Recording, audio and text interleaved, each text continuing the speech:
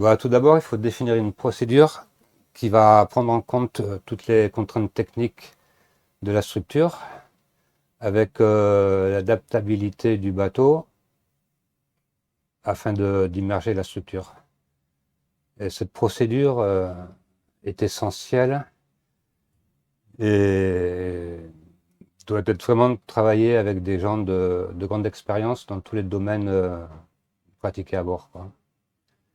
Dans notre domaine, à Fos-Élèves Marine, le navire dédié à ces travaux, le Castor 02 à bord duquel nous sommes, il peut mettre à l'eau ses structures sous son portique-arrière, qui est à l'arrière du bateau. Donc on met les structures, on les déplace du pont, on les met au-dessus de l'eau, après on les immerge. Et là on fait un transfert de charge qui va l'accrocher à un treuil grand fond qui peut descendre jusqu'à 2500 mètres. Et donc on commence la descente une fois qu'on a fait le transfert de charge.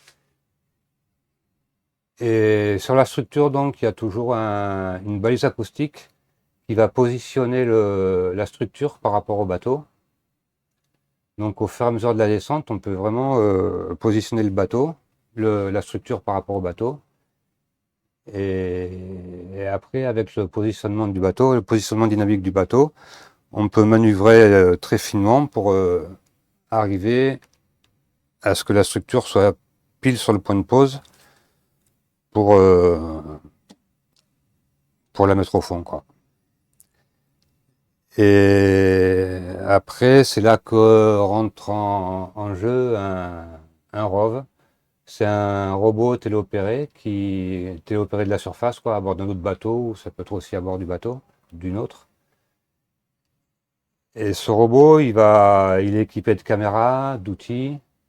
En général, c'est une grosse pince. Après, s'il faut un outil plus spécifique, il y a toutes sortes d'outils qu'on peut lui mettre, un couteau, une clé à molette, enfin, tout, quoi. Et ce robot, donc, il peut suivre la structure tout au long de la descente. Et à l'arrivée, donc, dès qu'on est à quelques mètres au-dessus du fond, il oriente la structure avec ses hélices, quoi. Il peut l'orienter d'une manière à faire une pose qui soit conforme à ce qui était décidé. Et à ce moment-là, dès que c'est bien orienté, on pose la structure. Le robot fait une vidéo, une surveillance. Et à ce moment-là, lui, il va dérouler un câble qui est fixé à la structure. Il va le connecter à un connecteur qui est déjà prédisposé au fond. Voilà. Après, donc, une fois que c'est posé, que c'est validé, qu'on a fait les vérifications des données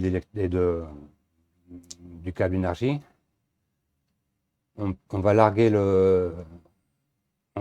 la structure avec un largueur acoustique. C'est-à-dire qu'on envoie une onde codée acoustique qui va déclencher un croc qui va libérer la structure du câble. À ce moment-là, on remonte le câble.